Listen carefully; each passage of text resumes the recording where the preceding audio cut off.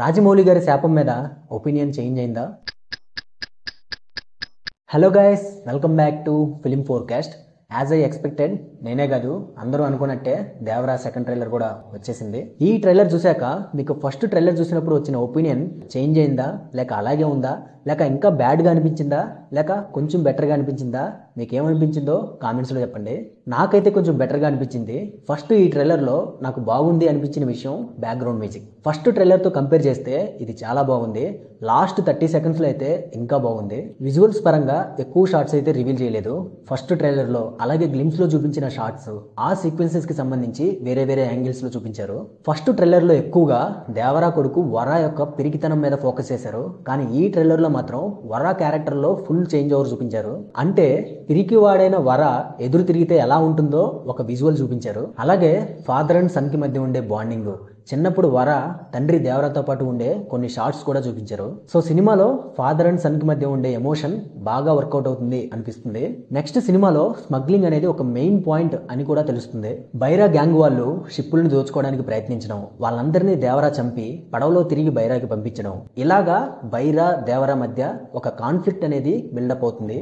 నేను first trailer గురించి video చేసినప్పుడు ఒక విషయం చెప్పాను, దేవరా బైరా కూడా కలిసే పనిచేస్తారు అని. సో వాళ్ళిద్దరి మధ్య గొడవకి ఇల్లీగల్ వెపన్స్ స్మగ్లింగ్ అనేది ఒక మెయిన్ రీజన్ అయి ఉండొచ్చు అని నాకు ట్రైలర్ లో ఒక దగ్గర అర్థమైంది. సో ఈ విషయంలో దేవరా బైరాకి ఎదురు తిరగడం, ఆ తర్వాత బైరా ఎప్పుడు మనుషుల్ని స్మగ్లింగ్ కోసం పంపించినా వాళ్ళందరినీ దేవరా చంపడం అనేది కంటిన్యూగా జరుగుతూ ఉంటుంది. కట్ చేస్తే ఇక్కడ నాకు ఇంట్రెస్టింగ్ అనిపించిన ఒక విషయం ఏంటంటే, అలా కొన్ని సంవత్సరాలు గడిచాక ఒక పక్క సముద్రంలో దేవరా ఉంటూ బైరా పనులకి అడ్డుపడుతూ ఉంటాడు, ఇంకో పక్క కొండ మీద ఊరిలో పిరికివాడు అనుకున్న వరా కాస్త ఎదురు తిరుగుతాడు. సో ఇక్కడ బైరా వరాకి ఏవేవో మాటలు చెప్పి తనతో పాటు సముద్రంలోకి తీసుకెళ్లి అక్కడ వరాన్ని చంపి ఫస్ట్ ఎమోషనల్ గా దేవరాన్ని దెబ్బ కొట్టి ఆ తర్వాత దేవరాన్ని చంపాలి అని ఒక ప్లాన్ వేస్తాడు అనిపిస్తుంది.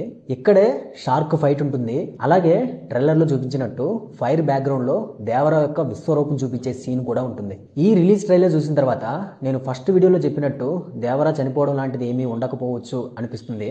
అలాగే ఇక్కడ కొంతమంది ఏం చెప్తున్నారంటే, బైరాకి కూడా ఒక కొడుకుంటాడు, అంటే సైఫ్ అలీ ఖాన్ గారు కూడా డ్యూయల్ రోల్ ప్లే చేశారు అని చెప్తున్నారు. బట్ నాకైతే అలాంటిది ఏది కూడా ఈ రెండు ట్రైలర్స్ లో కనిపించలేదు. కాకపోతే ఏజ్ డిఫరెన్స్ తో రెండు లుక్స్ అయితే ఖచ్చితంగా ఉన్నాయి. ఫైనల్లీ కంక్లూజన్ ఏంటంటే, ఎస్, ఫస్ట్ ట్రైలర్ కంటే కూడా ఇంప్రెసివ్ గా ఉంది. రాజమౌళి గారి శాపానికి అడ్డు నిలబడుతుంది అనిపిస్తుంది. నిలబడాలి అనే కోరుకుందాం. చూద్దాం ఏం జరుగుతుందో. సో అది ఫ్రెండ్స్, ఇవాళ మన ఫిలిం ఫోర్కాస్ట్ లో దేవరా రిలీజ్ ట్రైలర్ గురించి 16th షో. ఈ వీడియో మీకు నచ్చితే ఒక లైక్ కొట్టండి. ఈ ట్రైలర్ చూశాక మీకు ఏమనిపించిందో కామెంట్స్ లో చెప్పండి. మా ఛానల్ ని సబ్స్క్రైబ్ చేయడం మాత్రం అస్సలు మర్చిపోవద్దు. మీ సపోర్ట్ కావాలి friends. So please subscribe to open చేస్తే నెక్స్ట్ షోలో ఇంకో మంచి మూవీ అప్డేట్ తో వచ్చేస్తాను. Until then take care, see you all later, bye.